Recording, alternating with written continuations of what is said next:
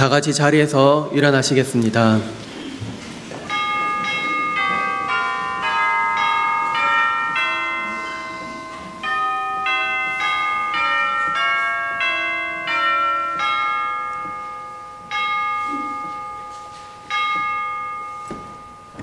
이제 우리의 마음과 뜻과 정성을 다하여 성부, 성자, 성령, 삼위일체 하나님께 부활절 두 번째 주일 아침 예배를 드리옵나이다. 아멘.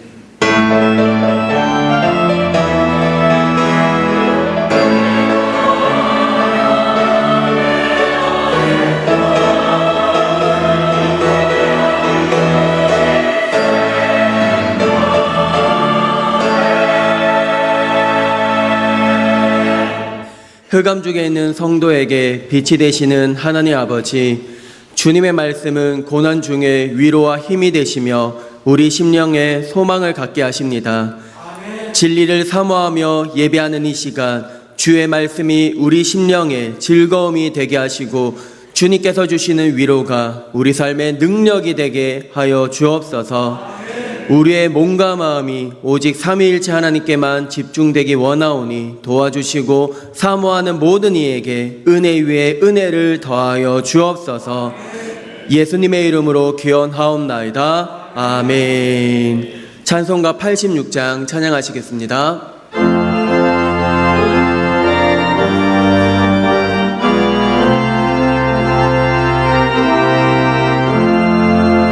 내가 늘 의지하는 예수, 나의 상처 입은 심령을 불쌍하게 여기사 위로하여 주시니 미쁘신 나의 좋은 친구. 내가 의지하는 예수, 나의 사모하는 친구.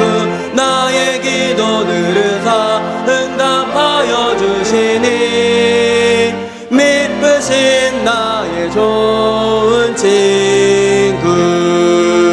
주의 손 의지하고 살 때 내를 해할 자가 없도다. 주님 나의 마음을 크게 위로하시니 미쁘신 나의 좋은 친구. 내가 의지하는 예수, 나의 사모하는 친구.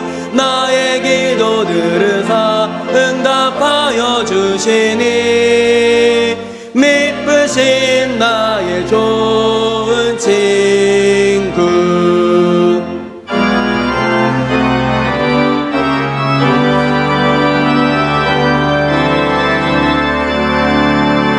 내가 요단강 건너가며 마음이 두려워서 떨 때도 주가 인도하시니 어찌 두려워하랴. 미쁘신 나의 좋은 친구. 내가 의지하는 예수, 나의 사모하는 친구.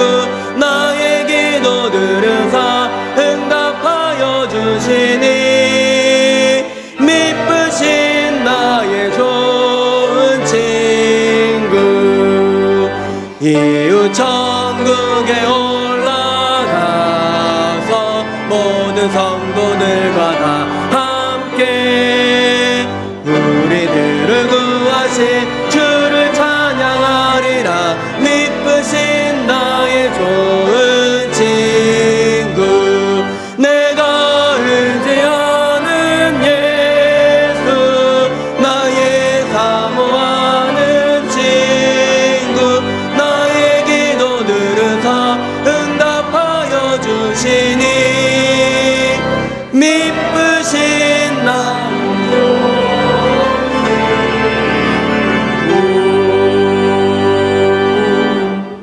다 같이 고개를 숙이시고 겸손한 마음으로 참회의 기도를 드리겠습니다. 구원받은 성도들에게 풍성한 은혜와 복을 내려주시는 아버지, 이 시간 저희들은 저희들의 죄와 허물을 고백하며 참회의 기도를 드립니다. 저희는 하나님께 받은 은혜가 너무나 많다는 사실을 잊어버린 채 살았습니다. 건강을 주셨는데 당연한 것으로 여기고 감사를 몰랐습니다. 평생 일용할 양식을 주셨는데 그 은혜도 깨닫지 못했습니다. 좋은 부모 밑에서 태어나고 사랑하는 배우자를 만나고 자녀를 허락해 주셨는데 복된 가정을 이루어 주신 하나님께 영광을 돌릴 줄도 몰랐습니다.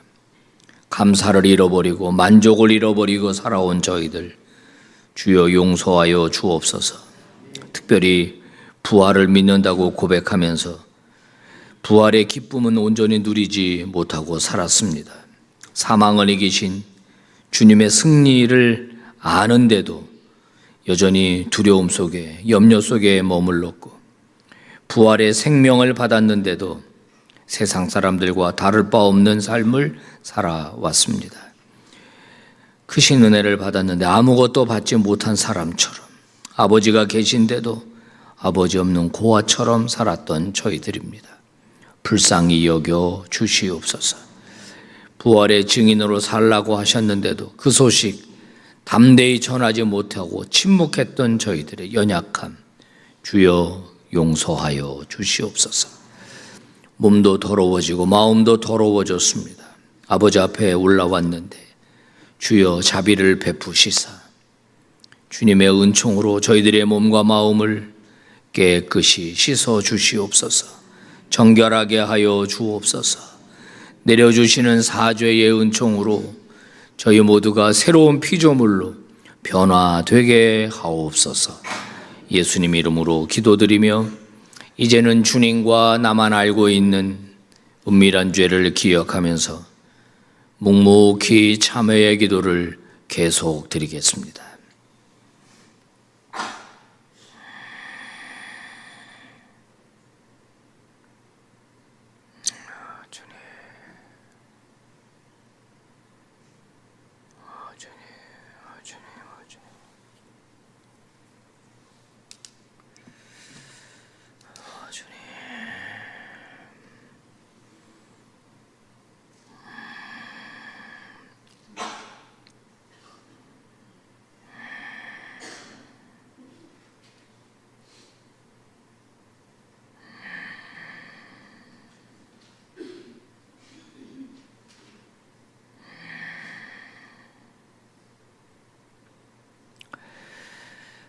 우리 주님께서 사랑하는 성도 여러분, 우리가 믿는 하나님은 참으로 자비로우시고 은혜로우십니다.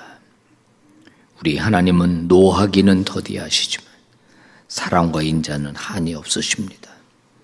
다만 우리가 진심으로 뉘우치고 회개해야 합니다. 우리의 삶을 바꾸고 고쳐야 합니다.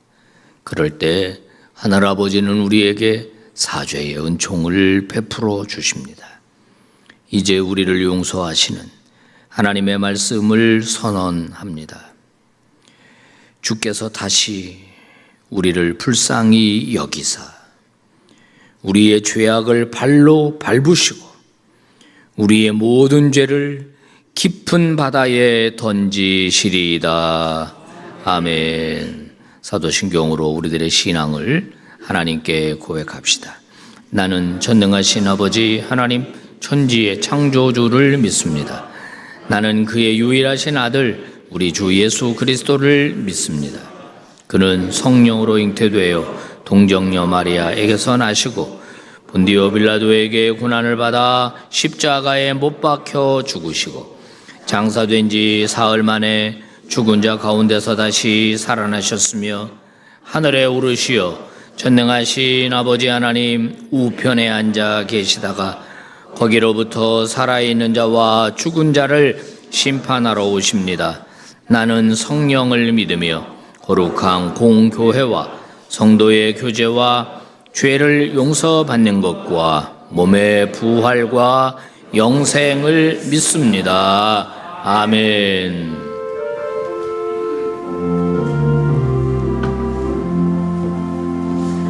자리에 앉으셔서 찬송가 461장 찬양하시겠습니다.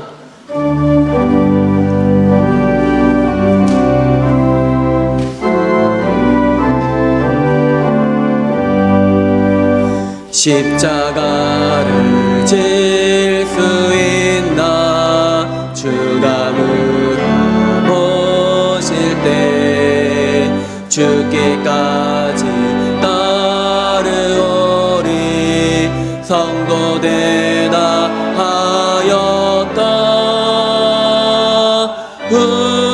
우리의 심령 주의 것이니 주님의 형상 만드소서. 주 인도 따라 살아갈 동안 사랑과 충성 늘 바치오리다. 너는 기억하고 있나 구원받은 강도를 그가 회개하였을 때 낙원 허락받았다.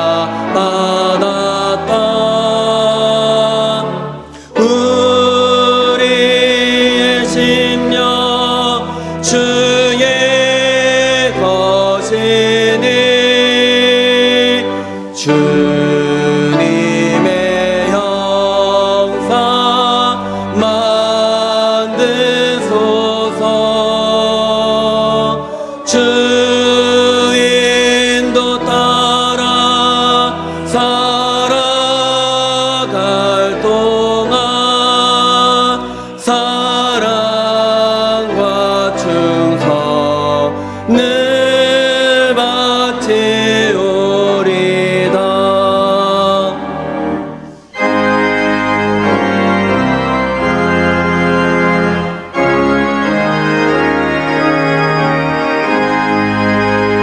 걱정 근심 얻은 그는 너를 들어 덮을 때 주께 내 영 맡기겠나 최후 승리 믿으며 우리의 심령 주의 것이니 주님의 형상 만드소서. 주 인도 따라 살아갈 동안 사랑과 충성 늘 바치오리다. 이런 일 다 할 수 있나 주가 물어보실 때 용감한 자 바울처럼 선뜻 대답하리라.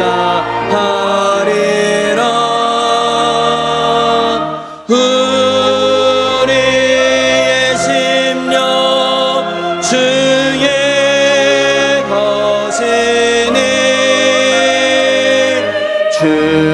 주님의 형상 만드소서. 주 인도 따라 살아갈 동안 사랑과 충성 늘 바치오리다.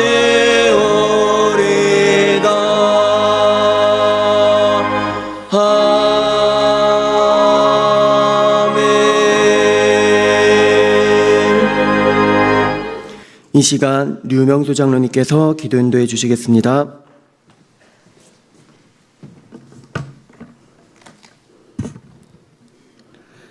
십자가의 보혈로 우리를 구원하신 주님을 찬양합니다. 부활의 기쁨과 소망을 허락하시고 거룩한 주일에 저희를 주님의 전으로 불러 예배하게 하시니 감사합니다. 죽음을 이기시고 다시 사신 예수 그리스도의 부활이 오늘 또 저희의 믿음과 삶의 능력이 되게 하시고 절망보다 소망을, 두려움보다 담대함을, 낙심보다 감사함을 선택하는 성도 되게 하옵소서. 자비로우신 하나님, 내 뜻과 내 감정에 앞서 스스로 판단하기를 좋아했던 저희를 용서하여 주시옵소서. 부활의 주님을 믿으며 겸손과 사랑, 순종과 섬김의 마음으로 살아가게 하시고 말과 행실 속에서 주님의 향기를 드러내게 하옵소서. 빛과 소금 교회를 위해 기도합니다. 세상의 빛과 소금의 사명을 감당하게 하시고 세상 속에서 복음을 비추며 진리 안에 바로 서는 교회다운 교회가 되게 하옵소서. 겉모습이나 형식, 습관에 머무르지 않게 하시고 예배와 말씀, 기도와 사랑, 선교와 섬김이 살아있는 건강한 교회가 되게 하옵소서. 상처 입은 영혼을 품고 다음 세대를 세우며 지역을 섬기고 하나님 나라를 드러내는 주님 보시기에 기뻐하는 공동체가 되게 하옵소서. 교회의 중요한 일꾼을 세우는 항준직 선출의 과정 위에도 함께하여 주시옵소서. 사람의 생각이나 감정이 아니라 하나님의 뜻이 온전히 이루어지게 하시고 교회를 사랑하며 충성되이 섬길 믿음의 청지기로 세워 주옵소서. 선출되는 모든 과정 가운데 분열이나 오해가 없게 하시고 오직 기도와 사랑과 하나됨으로 하나님께 영광 돌리는 과정이 되게 하옵소서. 세워지는 직분자들이 명예가 아니라 사명으로 알고 주님의 몸된 교회를 낮은 자리에서 기쁨으로 섬기게 하옵소서. 오늘 또 예배를 위하여 보이지 않는 곳에서 수고하는 모든 봉사의 손길들을 기억하여 주옵소서. 안내로, 방송으로, 차량으로, 주방 봉사로, 청소와 준비로 여러 자리에서 섬기는 손길마다 은혜를 더하여 주시고 그들의 수고 위에 하늘의 위로와 기쁨으로 채워 주옵소서. 찬양받기를 좋아하시는 주님, 오늘 또 정성껏 준비하여 드려지는 갈보리 찬양대의 찬양을 기쁘게 받아 주옵소서. 이 시간 말씀을 전하실 이 목사님에게 성령의 충만함을 더하여 주셔서 준비하신 말씀을 능력 있게 선포하게 하시고 목사님의 입술을 붙드시며 그 말씀 가운데 하나님의 권세와 위로와 책망과 회복이 나타나게 하옵소서. 듣는 저희에게도 열린 마음을 허락하셔서 그 말씀이 한 주를 살아갈 생명의 양식이 되게 하시고 듣고 순종함으로 열매 맺는 성도들이 되게 하옵소서. 우리를 위해 죽으시고 다시 살아나신 예수 그리스도의 이름으로 감사하며 기도합니다.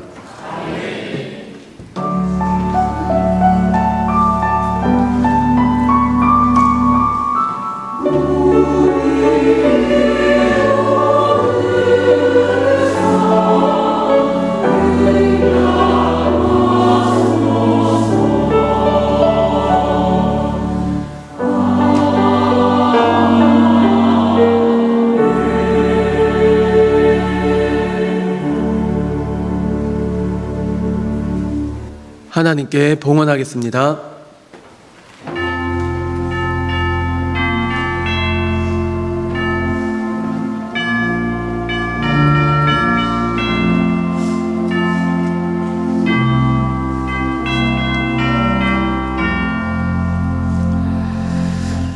우리에게 참 사랑을 베풀어 주신 하나님께 모든 영광과 찬송과 존귀를 올려드립니다. 아버지, 지금까지 저희들을 지켜주셔서 감사합니다. 위기도 있었고 어려움도 있었지만 그때마다 하나님의 도우심이 있었고 저희들을 건져주셨고 피하게 하셨고 또 통과하게 하셨습니다.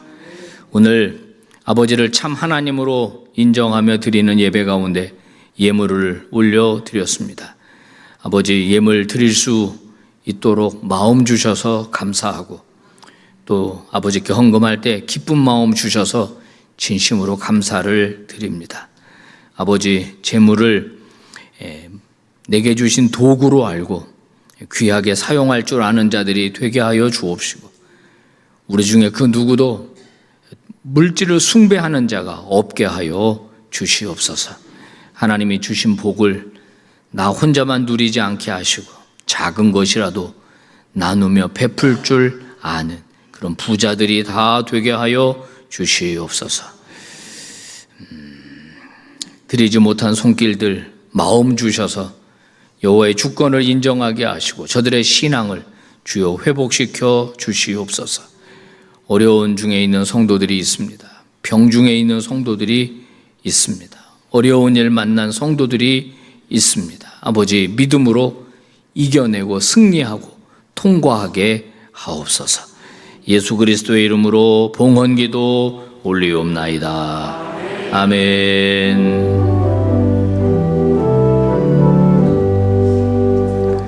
할렐루야. 주의 전에 오신 여러분들을 환영합니다. 잘 오셨어요. 한 주간 잘 지내셨죠? 네. 영상으로 예배하는 성도들, 또 해외에 계신 선교사님들, 여러분 잘 계십니까? 자, 우리 인사 한번 하도록 하겠습니다. 활짝 웃어야 합니다. 옆 사람 보시고 사랑합니다, 축복합니다. 네, 영상으로 예배하는 분들 사랑합니다, 축복합니다. 고맙습니다. 지난주 등록한 새 가족 계십니다. 우리 김현실 성도님 스스로 오셨어요. 오늘도 일찍 오셨는데 좀 만나보니까 신앙은 갖고 싶어서 계속해서 교회를 찾았다고 그러는데 우리 교회 한 달 정도 이렇게 나오셨답니다. 근데 이제 등록해야 되겠다. 이 교회 교인이 돼야 되겠다. 세례받고 성찬도 받아야 되겠다. 이런 마음이 드셨다는 거예요. 얼마나 감사해요. 환영의 박수를 뜨겁게 보내줍시다. 4월 17일 날 달라스 큰나무 교회 담임하시는 김귀보 목사님 이제 한국 방문하셨는데 우리 교회에서 말씀 전해 주시도록 하겠습니다. 오늘 새가족 교육이 있고 정기 모임은 참고하시면 되겠고 고난주간 헌금 349명 우리 성도들 대단합니다. 1,900만 원. 이 중에는 어떤 청년의 첫 월급도 들어 있습니다. 너무 감사하죠. 전액 다 우리 선교지나 가난한 분들 위해서 사용하도록 그렇게 하겠습니다. 유아 세례, 아동 세례 참고해 주시고 항존직 선출 안내가 되어 있습니다. 기준을 보시고 여러분 이제 교회가 이런 기준의 항존직을 원하는구나 여러분 생각하시고 거기에 맞춰 주시기를 바랍니다. 뭐 대단한 건 없습니다. 열심히 예배 참석하고 그죠? 열심히 봉사하고 또 헌금 생활 잘하고 또 교회에서 교육할 때 적극적으로 참여하고 그러면 됩니다. 꼭 그런 우리 성도들 또 그런 항존직 될 수 있도록 여러분들 노력해 주시기를 바라겠습니다. 빛과 소금 환경 캠페인, 분리수거, 텀블러 사용, 전기 절약, 일회용품 줄이는 거, 분리수거 이런 거 좀 잘 해주시기를 바랍니다. 이번에는 우리 교회가 동북노회의 장소로 사용되게 되었습니다. 잘 섬길 수 있도록 특별히 봉사자로 선정되신 분들 좀 이렇게 해주시면 고맙겠고 그날 주차가 좀 안 된다는 점 여러분 참고해 주시기를 바랍니다. 홍세원 집사님 방송실 컴퓨터를 헌물해 주셨어요. 진심으로 감사드립니다. 우리 성기승 안수 집사님 교통사고 났습니다. 크게 났는데 그래도 정말로 잘 보호해 주셨습니다. 위에서 기도 많이 해 주시고 자, 자세한 나머지 광고 주보 참고하시면 되겠어요. 하나님 말씀 봉독합시다. 오늘 우리에게 주시는 하나의 말씀은 신약 성경 고린도전서 15장 1절에서 8절의 말씀입니다. 고린도전서 15장 1절에서 8절 이제 하나의 말씀을 봉독하겠습니다. 형제들아 내가 너희에게 전한 복음을 너희에게 알게 하노니 이는 너희가 받은 것이요 또 그 가운데 선 것이라 너희가 만일 내가 전한 그 말을 굳게 지키고 헛되이 믿지 아니하였으면 그로 말미암아 구원을 받으리라.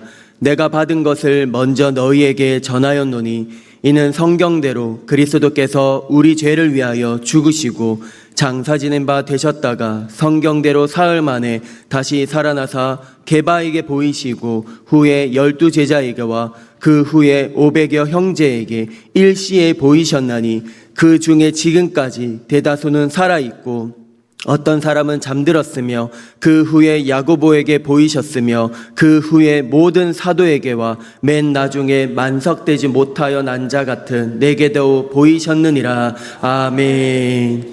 이제 갈보리 찬양대의 찬양이 있은 후에 위임 목사님께서 말씀 선포해 주시겠습니다.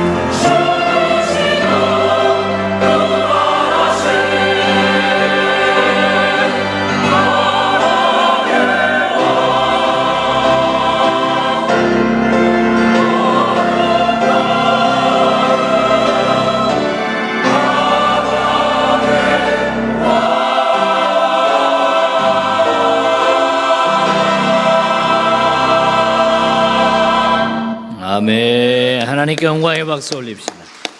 네, 아이고 은혜로운 찬양. 갈보리 갈수록 은혜롭습니다. 감사합니다. 자, 우리 기도합시다. 하나님, 주의 말씀 듣고자 마음의 문을 엽니다. 우리의 눈을 주께로 주목합니다. 말씀하여 주옵소서. 가르쳐 주옵소서. 깨달은 말씀이 내 삶의 지표가 되기를 원합니다. 부족한 종, 말씀의 종으로 사로잡아 주옵소서. 예수님 이름으로 기도 올리옵나이다. 아멘. 자, 한번 우리 제목을 한번 따라서 해볼까요? 전해받고 전한 복음.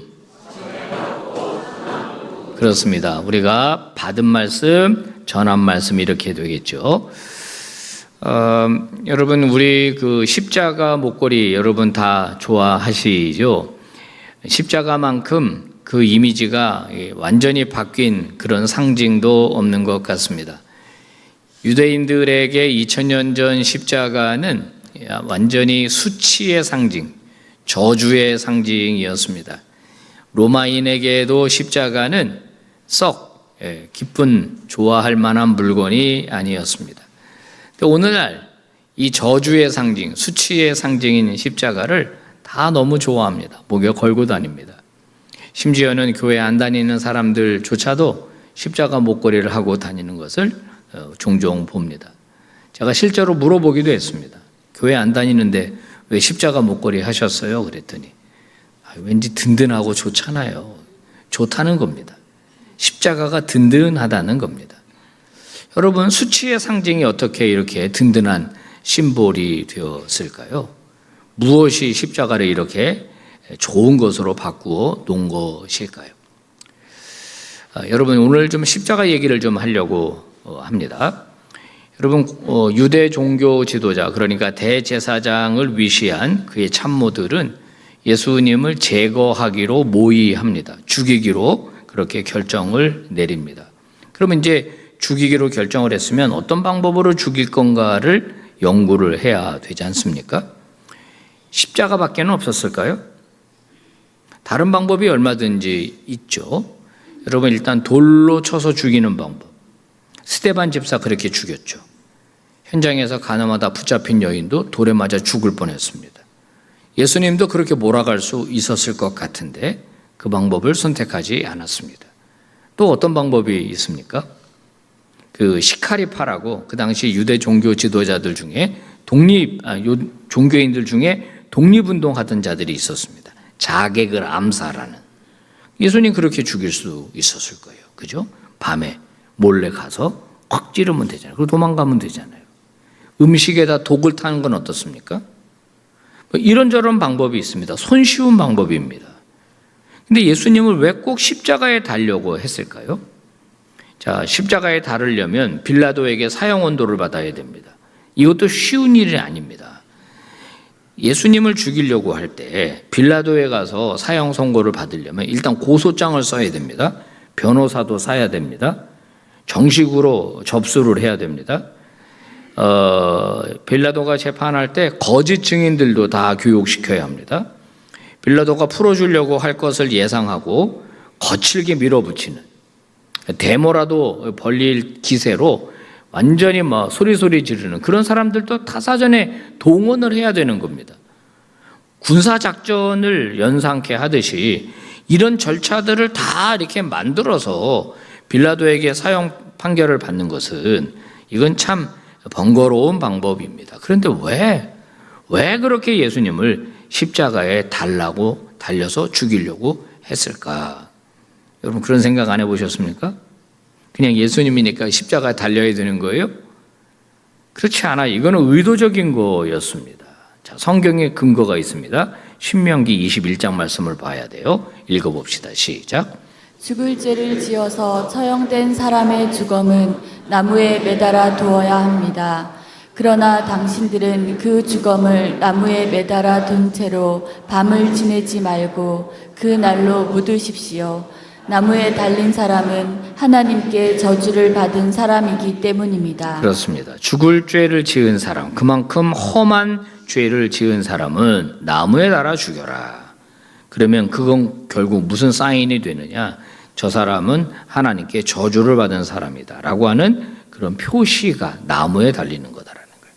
그래서 예수님을 나무에 달아 죽이려고 한 거죠. 여호수아가 가나안 정복 전쟁을 벌일 때 아이성 전투를 벌이거든요. 여리고성 끝나고 난 다음에 한 번 실패했다가 이제 그 다음에 성공하고, 그때 아이성의 성주를 나무에 달아 죽입니다. 계속 정복 전쟁을 펼치면서 가나안 5왕 역시 다 똑같은 방법으로 죽입니다. 하나님이 저들을 죽이셨다. 하나님의 저주를 받았다. 이것을 만천하에 드러내는 것이죠.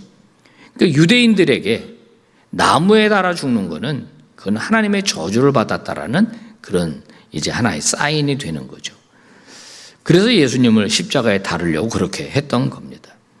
유대사회만 그런 게 아니라 로마인들에게도 십자가는 치욕스러운 죽음입니다.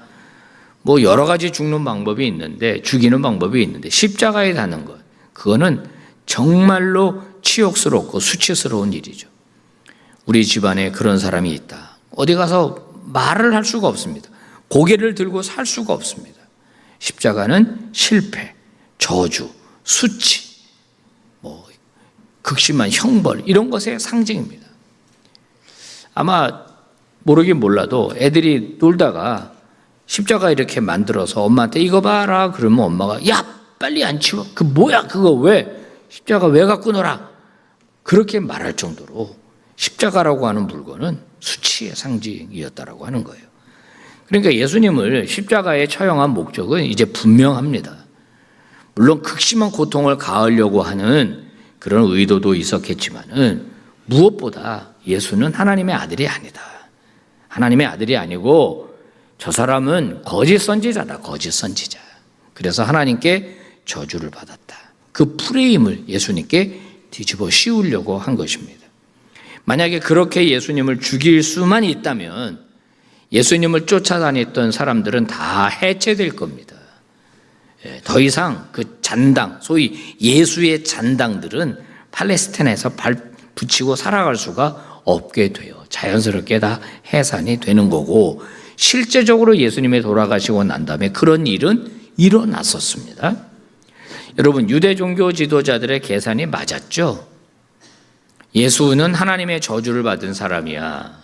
그걸 온 천하에 드러냈습니다. 그런데 그들이 몰랐던 사실이 하나가 있습니다. 저주를 받은 건 맞아요. 그런데 우리 대신 저주를 받은 겁니다. 예수님이 저주를 받을 무슨 죄를 진 게 아니고 우리 죄를 대신해서 예수님이 하나님의 저주를 받았죠. 십자가는 함정이었습니다.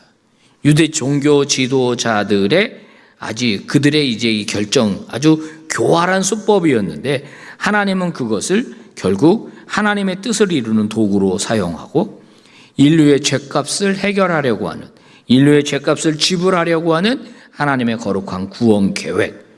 그래서 예수님은 우리 대신 저주를 받으시고 십자가에 달려 돌아가신 것입니다. 그래서 바울은 갈라디아서 3장 13절에서 바로 이렇게 그 이야기를 하고 있는 거죠. 읽어봅시다. 시작. 그리스도께서 우리를 위하여 저주를 받은 사람이 되심으로써 우리를 율법의 저주에서 속량해 주셨습니다.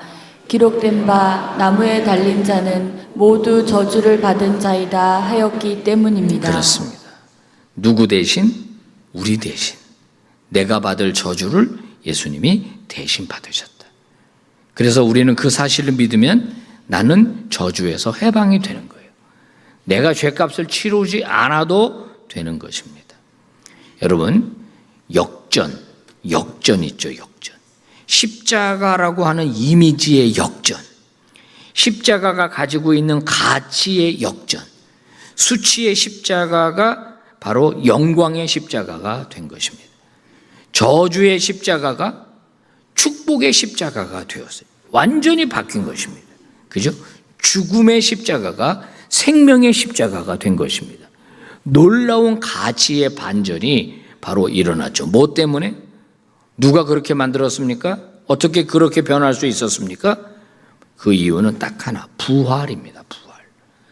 죽음에서 부활하셨기 때문에 십자가가 이렇게 영광과 감사와 찬송과 축복으로 바뀌게 된 것입니다. 자, 바울은 오늘 3절에서 그 십자가 사건, 예수님의 부활 사건을 증거하고 있는데요. 읽어볼까요? 시작. 나는 내가 전해받은 가장 중요한 것을 여러분에게 전해드렸습니다. 자, 이거는 초대교회의 부활 전승이 계속되고 있었다는 것을 우리에게 보여줍니다. 전에 받은 것을 내가 너희들에게 전달했다. 바로 그것은 예수 부활이죠. 예수님의 부활은 역사적 사실이고 이건 단순한 지식이 아니라 모든 사람의 삶을 완전히 뒤바꿔버린 놀라운 살아있는 능력의 복음이고 그것을 내가 여러분에게 전한다. 이렇게 말하고 있어요. 여러분, 세상 법정은요, 예수님을 범죄자로 낙인 찍었습니다. 그래서 국가 모반죄, 신성 모독죄를 물어서 십자가에 달려 죽게 했습니다. 그래서 세상 법정의 개념으로 본다면 예수님은 유죄 판결을 받았습니다. 그리고 실패자로 끝난 겁니다. 그런데 부활이라고 하는 것을 통해서 하나님은 어떻게 하셨습니까? 너희들의 유죄 판결은 잘못됐다. 하늘 법정은 무죄 판결을 내린다. 너희들은 거짓 선지자라고 하는 판결을 내렸으나 부활은 예수님이 거짓 선지자가 아니고 하나님의 아들이다라고 하는 판결을 내린 아주 놀라운 사건입니다. 그래서 부활이 모든 것을 다 바꿔 놓은 것입니다. 자, 제자들이요, 나중에 사도행전 5장에 보면 이 부활을 어떻게 증거하는지, 여러분 그들이 어떻게 부활을 인식하고 있었는지 알 수 있습니다. 읽어봅시다. 시작. 너희가 나무에 달아 죽인 예수를 우리 조상의 하나님이 살리시고 아멘. 이스라엘에게 회개함과 죄 사함을 주시려고 그를 오른손으로 높이사 임금과 구주로 삼으셨느니라. 아멘. 우리는 이 일의 증인이요 하나님이 자기에게 순종하는 사람들에게 주신 성령도 그러하니라 하더라. 너희들이 나무에 달아 죽여서 하나님의 저주를 받은 자라고 하는 프레임을 뒤집어 씌웠지만은 하나님은 그분을 다시 살리셨다. 살리셔서 하나님의 아들이심을 증명하고 그분이 이 땅의 참 지도자, 참 왕이 되게 하셨고 우리의 구주가 되게 하셨다. 우리는 무엇이다? 증인이다. 우리는 증인이다. 그 모든 과정 우리는 다 지켜봤고 직접 경험했다. 이게 제자들의 증언이었습니다. 오늘 그 이야기를 바울이 고린도 교회에 하는 이유가 있습니다. 고린도가 헬라 문화권 안에 있었기 때문에 헬라 문화권 안에서 부활이 어디 있냐, 인간의 이성으로 납득할 수 없는 일이다라고 주장하는 자들이 있었고 교회 안에 있었습니다. 그들에게 지금 바울은 부활은 사실이야, 부활은 역사적 사실이야, 실제로 일어난 일이야 라고 하는 것을 지금 증명하고 있는 겁니다. 여러분, 이게 얼마나 중요합니까? 여러분, 기독교 안에서 부활이 없다면 예수님은 하나님의 아들이 아닌 게 됩니다. 하나님의 아들이 아니면 그분은 구세주가 아니에요. 메시아가 아닙니다. 그냥 좋은 말씀 전해주신 선생님이에요. 랍비에 불과합니다. 우리의 신앙의 대상이 될 수가 없어요. 그러니까 만약에 부활을 훼손한다, 부활을 못 믿는다, 그러면 신앙이 성립되지를 않는 거예요. 교회가 세워질 수가 없는 겁니다. 무진장 심각한 문제죠. 그래서 바울이 지금 부활에 대하여 지금 증언하고 있는 것입니다. 여러분, 바울이 부활이 역사적 사실이라고 지금 말하고 있는 근거가 무엇입니까? 여러분, 지금 바울이 고린도 전서를 기록할 당시는 예수님이 부활하시고 난 다음에 약 20년에서 25년이 지난 상태입니다. 지금 바울이 이 고린도 전서를 기록할 때는 한 20년에 25년 전 얘기를 지금 하고 있는 거예요. 바울이 이렇게 근거가 뭐예요? 지금 성경에 기록하고 있잖아요. 부활의 근거는 뭐냐? 많은 사람이 봤다는 겁니다. 그러면서 이름들을, 실제적 이름으로 언급하죠. 누구를 언급합니까? 처음에 게바를 언급합니다. 게바가 누구죠? 베드로. 그 다음에 또 누구? 예수님의 12 제자를 언급합니다. 지금 아마 고린도에서 이 편지를 받는 그 고린도인들은 여기까지 읽었을 때, 뭐야, 예수님의 제자들이 봤다고? 사기지, 자기들끼리 짠 거 아니야? 이렇게 말할 수 있었을 거예요. 그런데 그 다음에 바울은 몇 명을 이야기합니까? 500명. 500명이 봤다는 거, 500명 일시에. 그 중에는 아마 마가다락방에 120명도 포함이 돼 있었을 겁니다. 한두 명 본 게 아니다. 뭐 예수님의 제자만 본 게 아니라 500명이 봤다, 500명이. 놀라운 일이죠. 그 중에는 살아있는 사람 많이 있다. 가서 물어봐라, 만나봐라. 그러면 다 얘기할 거다. 그 다음에 또 어떤 사람의 이름을 언급합니까? 야고보. 여러분, 야고보가 누구게요? 예수님의 제자 야고보가 아니라 예수님의 친동생 야고보입니다. 이게 또 굉장히 흥미로운 지점이에요. 원래 예수님의 동생들은 예수님을 안 믿었어요. 성경에 보면은 형이 미쳤다고 형 잡으러 왔어요. 형 잡으러. 엄마랑 같이. 그 동생들은 자기 형을 저 형 미쳤구나. 우리랑 같이 성장했는데 무슨 하나님의 아들이야. 그랬는데 야고보가 예수님을 하나님의 아들로 인정하고 그분을 섬기기 시작했습니다. 그리고 지금 그 야고보는 뭐 하고 있을까요? 예루살렘 교회의 담임 목사가 되어 있습니다. 지금 이런 놀라운 변화를 얘기해요. 마지막에 언급하는 사람은 누굽니까? 자기 자신입니다. 자기 자신. 나도 봤다. 나도 만삭되어 난 자 같은 만삭도 못되어 난 자 같은 나에게도 나타나셨다. 여러분, 이렇게 일일이 명단을 그 다음에 이렇게 제시하고 또 얘기하는 건 뭐냐면은 명단뿐만 아니라 그 사람들의 인생이 다 바뀌었다. 나도, 특별히 나도 예수님 믿는 자를 박해하던 나였는데 내가 완전히 예수님 만나고 삶이 이제 부활을 증거하는 자로 바뀌었다. 야고보도 자기 형 안 믿었는데 지금 예루살렘 교회 담임 목사로 사역하고 있다. 자기 형을 하나님으로 인정하고 있다. 이 이야기를 하고 있는 겁니다. 여러분, 우리가 부활의 증인이라고 할 때 제일 중요한 건 뭐냐면 성령이 우리에게 임하면요, 예수님의 부활이 믿어집니다. 그 사건이 믿어져요. 그리고 그게 믿어지면은요, 사람의 인생은 바뀔 수밖에 없게 돼 있어요. 여러분의 인생도 바뀔 수 있기를 주의 이름으로 축복합니다. 자, 굉장한 변화 하나가 그 성경에 등장하죠. 바로 부활이 일어났던 주일날이었습니다. 그날 오후에 제자 둘이, 이 사람들은 12제자는 아니었는데 제자 둘이 자기 고향인 엠마오로 내려가고 있습니다. 예루살렘에서 낮은 곳으로 내려가서 고향으로 가고 있습니다. 자, 고향으로 내려가던 이 엠마오 두 제자는 완전히 어깨가 축 처졌습니다. 실망하고 있어요. 대제사장의 작전이 그대로 먹혔습니다. 예수님의 추종자들이 뿔뿔이 흩어졌고 이 사람들도 그들 중에 하나였습니다. 자, 예수는 거짓 선지자였다. 이게 그대로 먹혔습니다. 자, 이들이 했던 이야기가 21절에 나옵니다. 한번 읽어봐요. 시작. 우리는 그분이야말로 이스라엘을 구원하실 분이라는 것을 알고서 그분에게 소망을 걸고 있었던 것입니다. 무슨 말이에요? 자기들이 소망을 걸고 인생을 다 그분에게 던졌었다는 거예요. 그런데 그 십자가는 지금 어떻게 됐다? 실패의 십자가가 됐다. 그분은 죽었다. 우리의 소망도 끝났다. 그분은 실패자다. 우리도 실패자다. 그래서 우리는 고향 간다.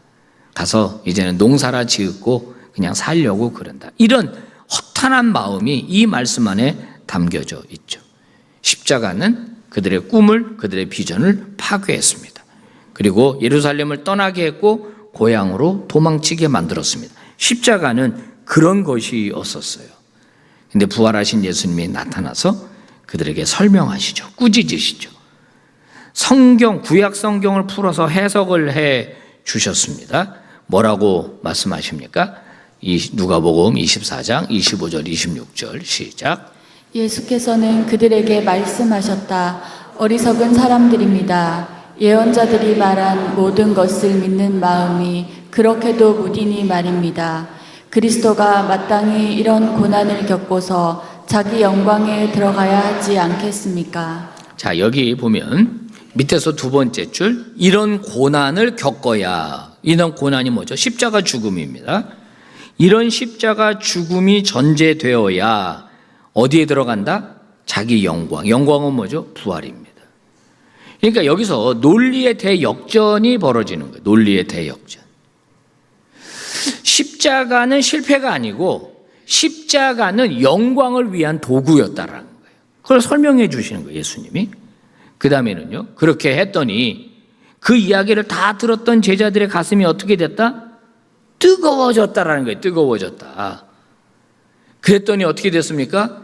눈이 밝아져서 예수를 알아봤다. 사태 파악이 다 된 거예요. 아, 십자가는 실패가 아니구나. 십자가는 저주가 아니었구나. 십자가가 끝이 아니었구나.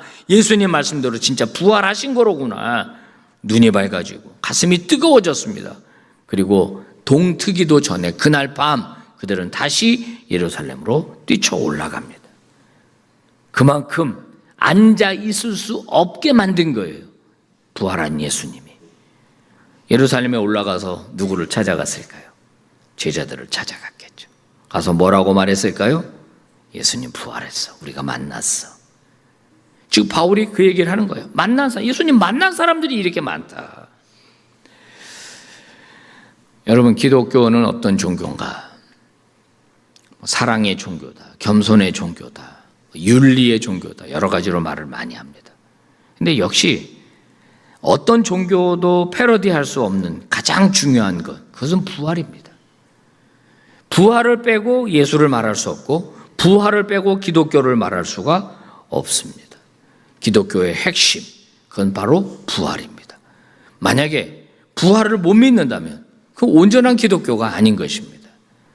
사랑하는 우리 빛과 소금의 교우 여러분, 성도 여러분, 여러분 좀 마음속에 부활이 이게 안 믿어지는데요? 안 믿어지는데요?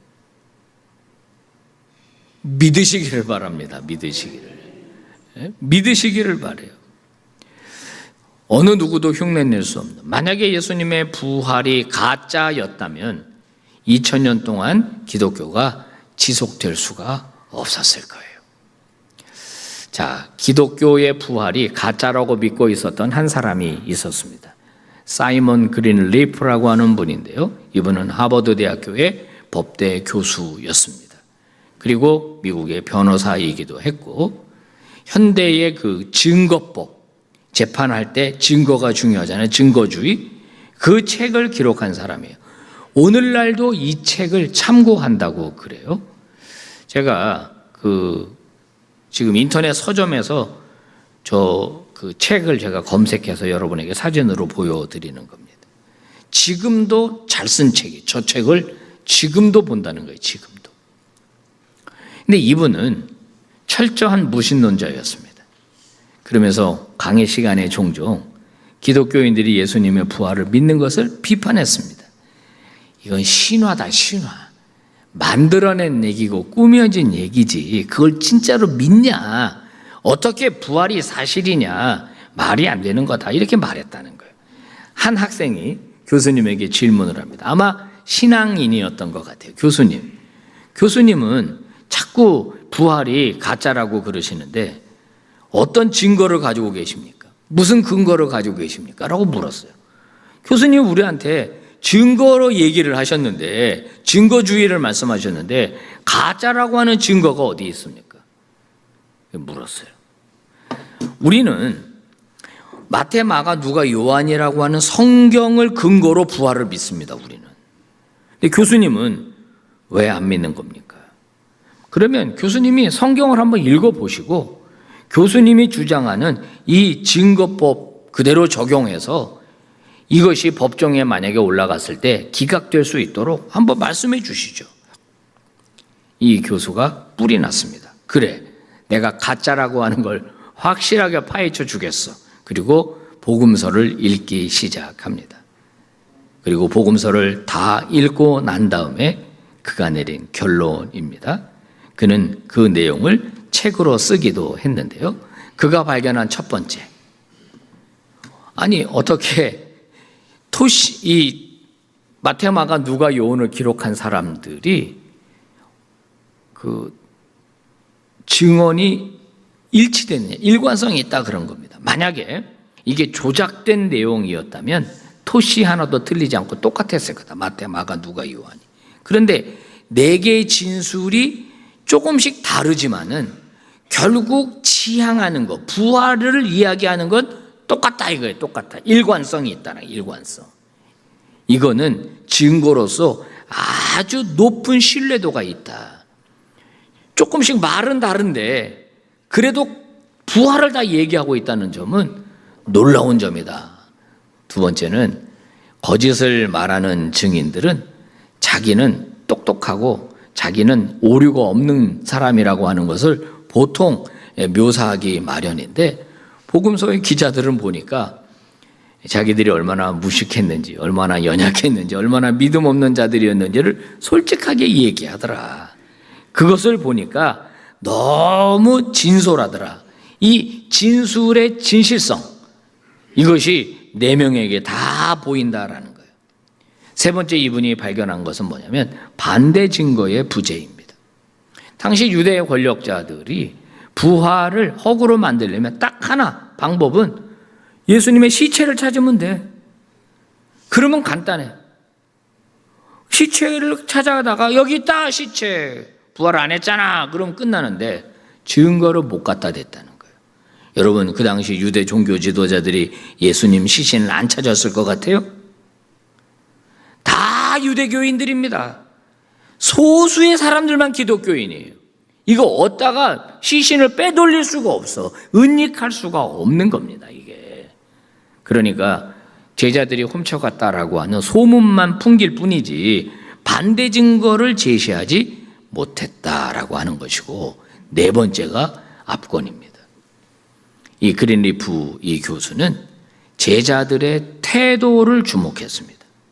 자, 무슨 말인가? 복음서 기자들의 증언에 대한 고찰이란 책, 여기서 그가 한 말인데요. 같이 한번 읽어봅시다. 시작. 만약 부활이 조작된 것이라면 고난과 박해가 닥쳤을 때 증인 중 한 명이라도 양심 선언을 하거나 배신했어야 한다.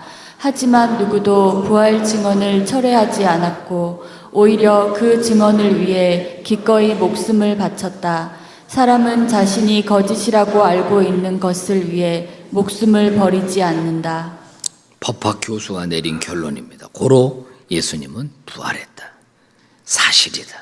그리고 그는 회의론자에서 신앙인으로 바뀌게 되고 복음서에 대한 고찰이라는 책을 써가지고 예수님의 부활을 증명하게 된 것입니다. 여러분, 오늘 성경은 우리에게 말씀합니다. 바울이 뭐라 그러죠? 내가 받은 것을 너에게 증거했다. 오늘날도 부활의 증인이 필요하다고 말씀합니다. 예수님에게는 변호사가 필요한 게 아니라 증인이 필요합니다. 변호사는 설득하는 거지만 증인은 자기가 보고 듣고 느낀 것을 말하는 사람이에요. 예수님은 부활하셨다.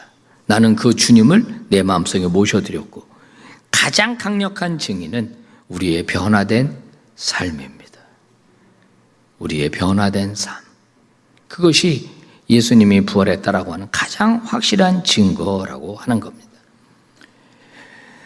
저도 그렇고 여러분도 그렇고 세상 속에 나가서 예수님 부활의 증인으로 살아가기를 주의 이름으로 축복합니다. 진실하십시오. 성실하십시오. 그리고 무엇보다 죽음을 두려워하지 마십시오.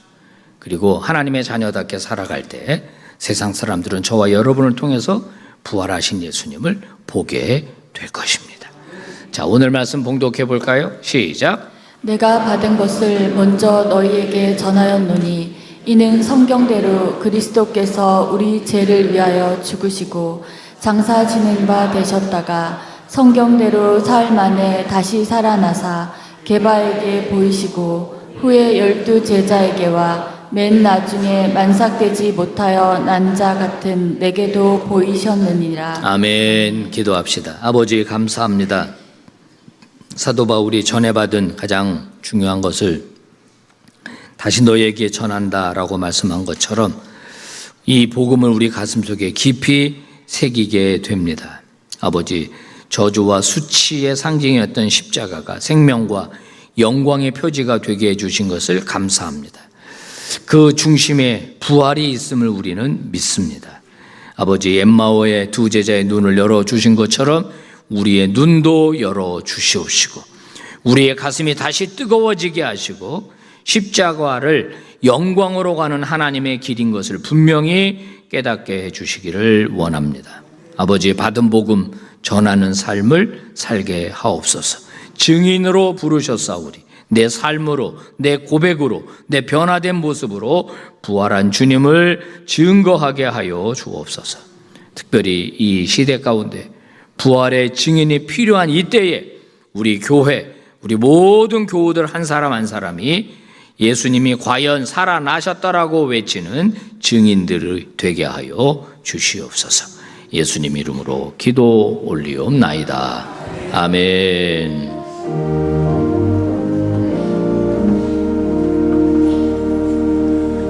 다 같이 일어나셔서 찬송가 484장 찬양하시겠습니다.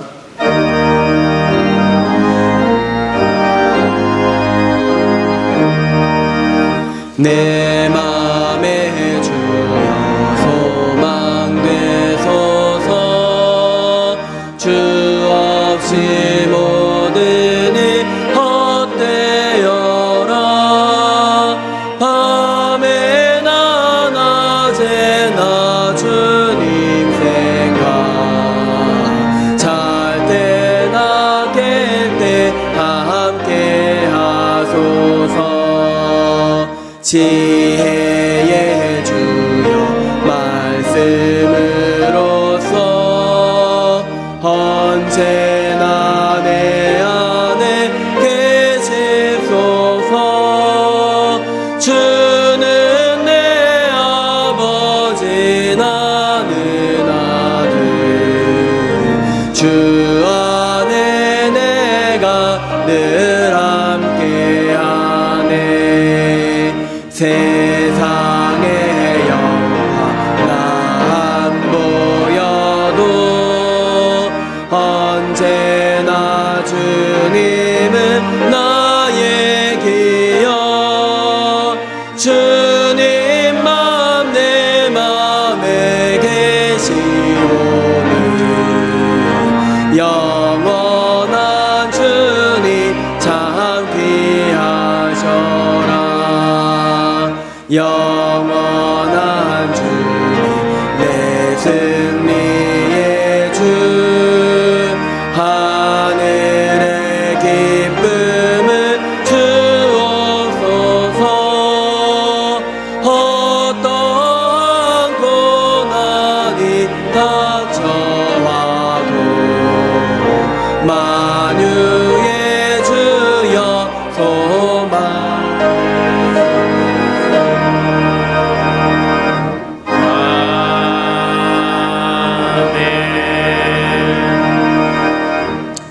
지금은 우리를 대신하여 십자가에 달려 저주를 받으신 예수 그리스도의 은혜와 아들을 아끼지 않고 우리에게 기꺼이 내어주신 하나님의 그 다함이 없는 사랑하심과 부활의 영광과 기쁨으로 힘있게 살아가게 하시는 성령 하나님의 교통하심, 오늘 주 앞에 나와 예배드리고 말씀 받고 다시 세상을 향해 나아가는 모든 부활의 증인들 머리머리 위에 이제부터 영원토록 함께 하시옵기를 축원하옵나이다. 아멘.